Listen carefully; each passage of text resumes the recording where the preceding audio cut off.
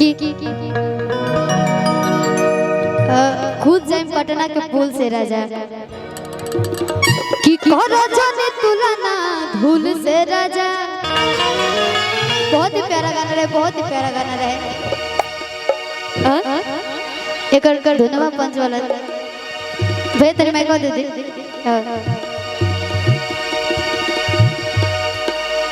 कि हम जाए पटना के फूल से राजा। अरे करो जनी तुलना धूल से राजा। हम जाए पटना के फूल से राजा। हेलो अगर बना दानी ज्योति भूल से राजा। अगर बना दानी ज्योति भूल से राजा तकू जाए पटना। चलो जा कूद जा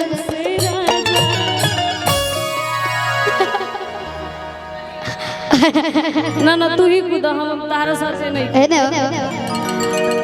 और बहुत ही अच्छा एक बार हमनी की गावते बन जाता। हाँ बिल्कुल बिल्कुल। इतना सुंदर बड़ी था राउरा सबके बात हम इनकरा से कह देता नहीं हम कहीं का शिवानी। हाँ हाँ बिल्कुल। आपस गईलो दिल में तने आगा मचाई अटललो मुश्किल में हमरा दिलावा के ते धड़कनवा कइलू हो किए हो धनी तो हरे करनवा अमनवा भइल बाटे पागल। नेटवर्क गलत कर रहा है आपका। सपनवा भइलू हो किए हो धनी तो हरे करनवा मनवा भइल बाटे पागल। तू सपनवा भइलू हो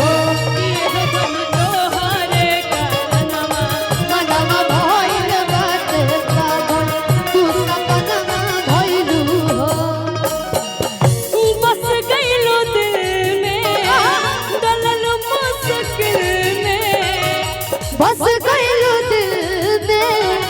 ढलल मुश्किल में।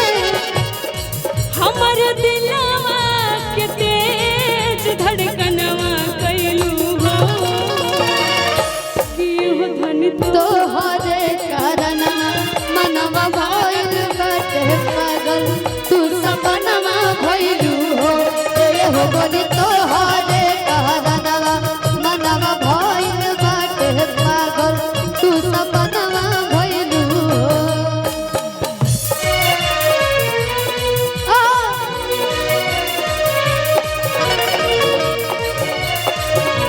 क्या बात है, क्या बात है?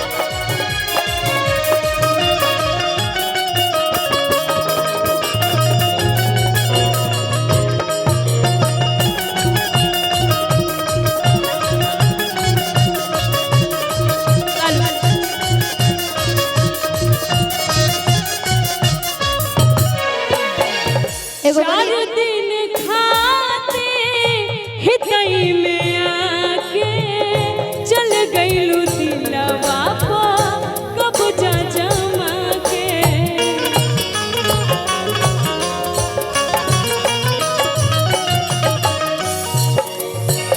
चार दिन खाते हितई में आके चल गईलू दिलवा को कब्जा जमा के। दीदी अब हिंदी के बात आ गई ते एगो बात बोल चाहो भैया कि तोहरा बिना खाना पीना अरे लगे कि गरीब बेकार हो। एगो हमर दिल अच्छा जान होई तीनों तोहार हो। एगो हमर दिल हमर जान होई तीनों तोहार हो। एक मिनट। अच्छा तू दोनों जानी, अच्छा तू दोनों जानी गाओ तड़ू जा, हाँ जी। लेकिन हम का कहा एगो हम हमर दिल हमर जान तीनों तोहार। ऐसा है क्या? है ना? ऐसा है क्या? आप सबका नहीं, एक बार चिल्ला के बोलिए ना। हटे नो। तब हम कब से का गाते रही? अच्छा तोहरा बिना खाना पीना।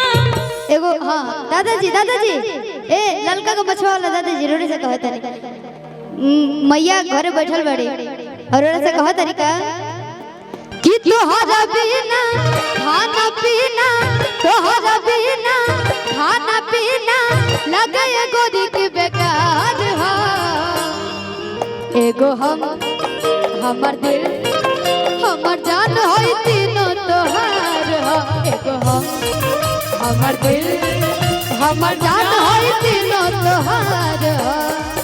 दिल की धड़कन में रहते हो तुम दिल की धड़कन में रहते हो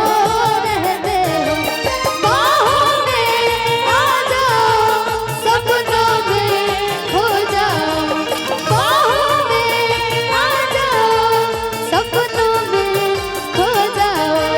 तुम दिल की धड़कन में रहते हो तुम दिल की धड़कन में रहते हो।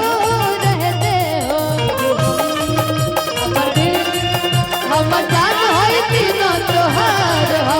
एगो हमर दिल हमर जान होई तीनों राव भैया भैया भैया